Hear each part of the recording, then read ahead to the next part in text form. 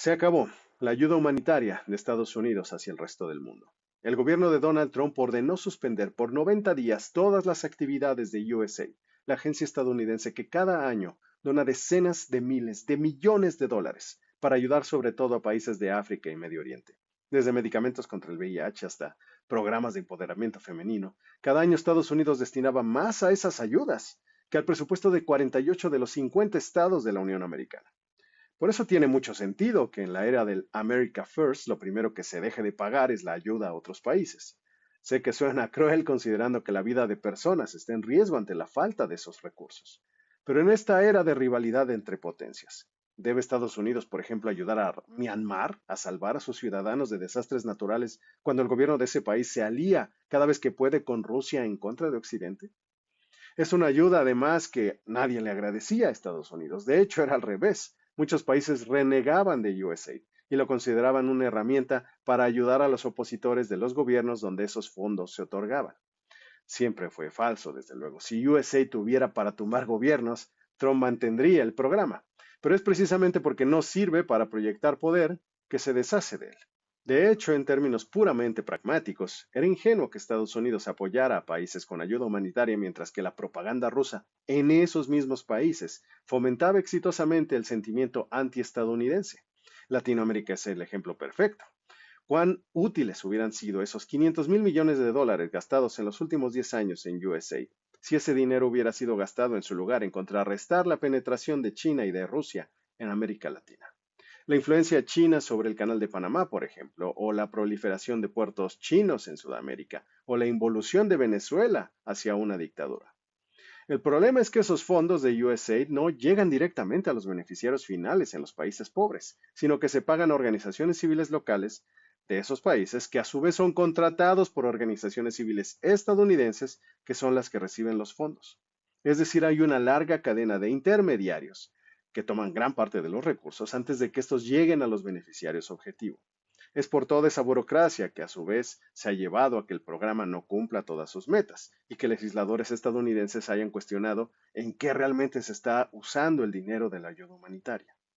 Si a todas estas dudas existentes antes de Trump sumamos el argumento de que hay muchos problemas para atender dentro de Estados Unidos, era un milagro que USAID hubiera sobrevivido tanto tiempo después de la primera llegada de Donald Trump a la presidencia. Vacunar a niños de África contra la polio es muy humano, muy bueno, de hecho, ¿quién lo niega? Pero no ayuda a avanzar los intereses de ningún país.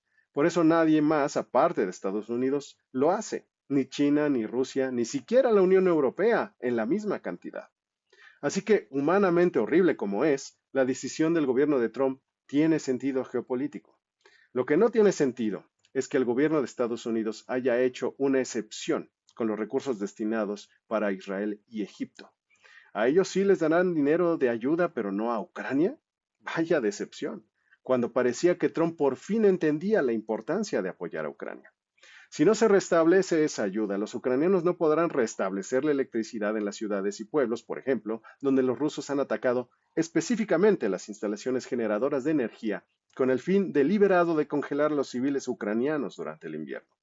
La ayuda militar a Ucrania no ha sido suspendida, es cierto, pero tan importante como los tanques y la artillería es mantener a los civiles de Ucrania a salvo de la brutalidad rusa, para mantener a su pueblo en la lucha.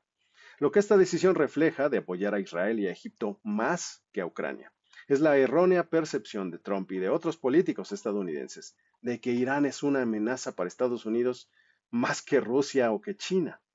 No hay comparación. Por una razón muy sencilla, Irán es un país insignificante en el escenario internacional, tanto en términos militares como económicos, respecto de las verdaderas potencias mundiales. China y Rusia tienen bombas nucleares, Irán no. China es la segunda economía más grande del mundo. Rusia es uno de los principales exportadores de petróleo. El tamaño de la economía de Irán, por ejemplo, es 4 veces inferior a la de México. Países como Malasia, Vietnam y Filipinas están por encima de Irán. Y si algo demostró el intercambio de ataques entre ese país e Israel, es que Irán no tiene ninguna posibilidad de vencer al Estado judío.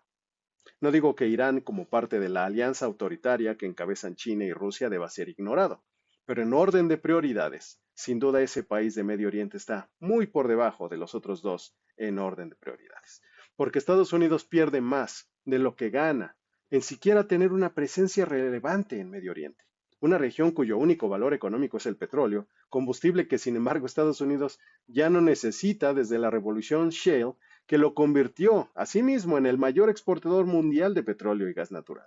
Esta idea de que Medio Oriente ya no vale la pena, de que es un estorbo para Estados Unidos, no es una ocurrencia mía, es un diagnóstico ampliamente difundido por expertos en defensa y en economía, al menos desde tiempos de Barack Obama.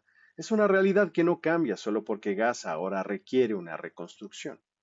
En suma, por cruel que parezca, tiene mucha lógica que Estados Unidos ya no quiera gastar dinero en lo que no le beneficia. Trump, en ese sentido, es congruente con sus promesas de campaña. Pero en lo que se equivoca es en no poner a Ucrania por encima de los demás países aliados, por encima en la ayuda que Estados Unidos sí le conviene dar cuando se trata de combatir a los enemigos de Occidente. Porque de lo que pase en Ucrania dependerá el futuro no solo de Europa, sino también de Taiwán y por lo tanto de toda Asia. Irán por sí solo y Medio Oriente en general no son ni de lejos tan importantes.